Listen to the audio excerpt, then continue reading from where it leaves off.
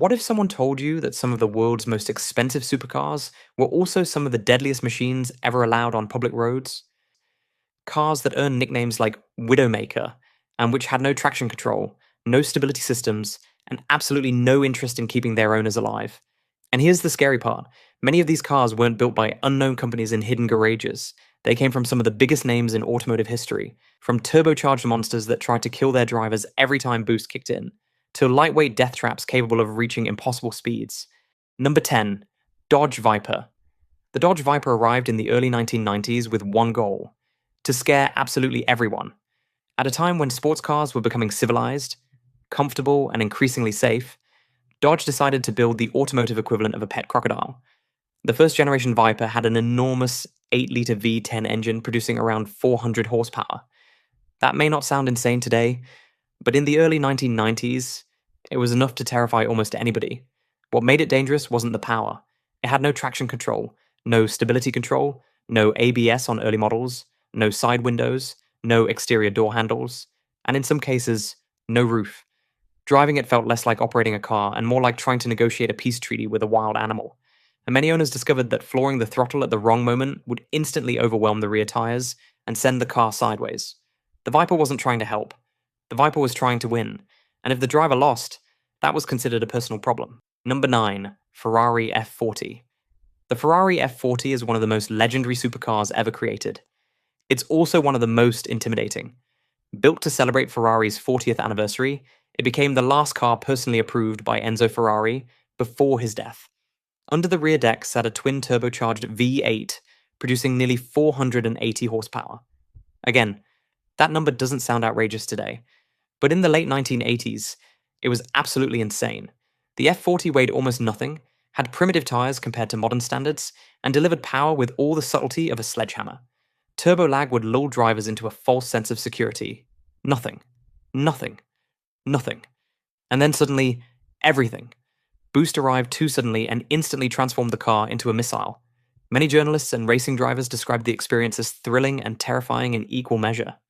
It was dangerous because Ferrari built a race car and then somehow convinced governments to let people drive it to the grocery store, which this guy safely demonstrates. The next car was so dangerous that its production was cancelled, and the car at the top of the list is so unheard of that only selected few people know of its existence. Number 8. TVR Cerbera Speed 12. Imagine a company looking at normal supercars and saying, not enough danger. That company was TVR. The Cerbera Speed 12 became one of the most terrifying cars ever developed.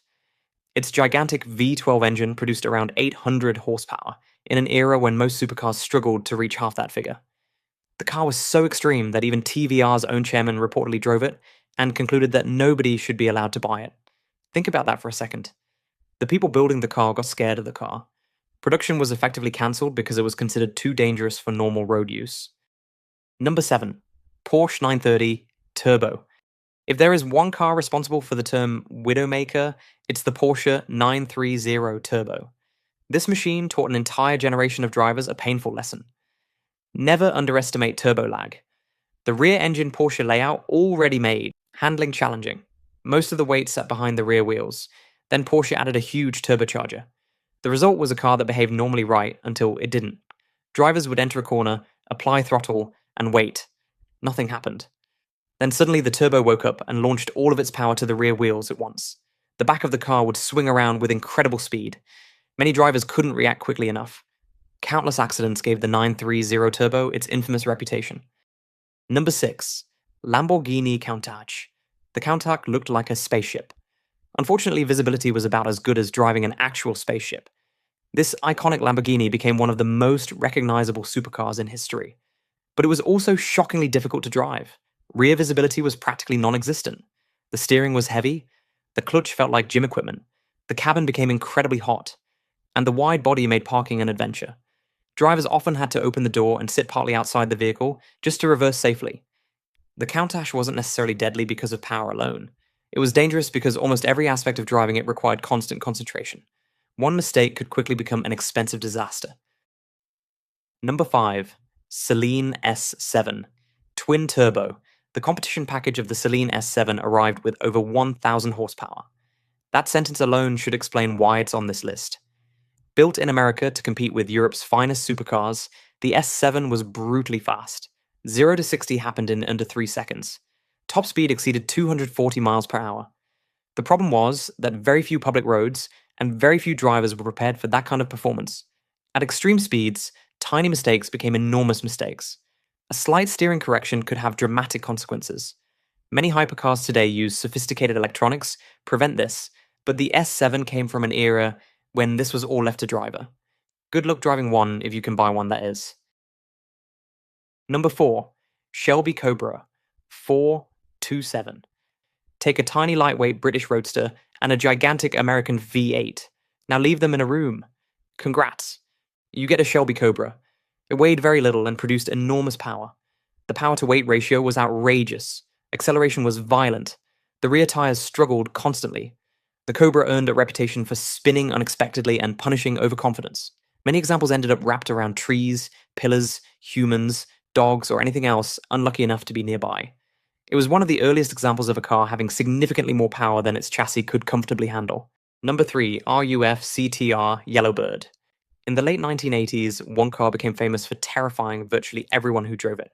The RUF CTR Yellowbird. A heavily modified Porsche, the Yellowbird produced over 460 horsepower, more than double the factory setting, and over 200 kilograms of weight was stripped down. But what truly made it famous was a legendary test drive video. Professional driver Stefan Rosa wrestled the Yellowbird around a racetrack, while constantly correcting slides and battling the car's immense power. Watching the footage feels like witnessing someone successfully tame a tornado. The Yellowbird became proof that raw speed isn't always a good thing, especially when the technology needed to control that speed hasn't caught up yet. Number 2, Porsche Carrera GT. The Porsche Carrera GT is often described as one of the greatest driver's cars ever made. It is also one of the most unforgiving. Powered by a screaming V10 engine producing over 600 horsepower, the Carrera GT demanded absolute respect. The clutch was notoriously difficult. The handling was razor sharp. Drivers who treated it casually often found themselves wrapped around trees. Many experts believe the Carrera GT represents the final era of truly analog supercars. Machines that demanded skill rather than offering assistance. Number 1, De Tomaso Pantera. Taking the number 1 spot is the De Tomaso Pantera. Not because it had the highest horsepower. Not because it had the highest top speed.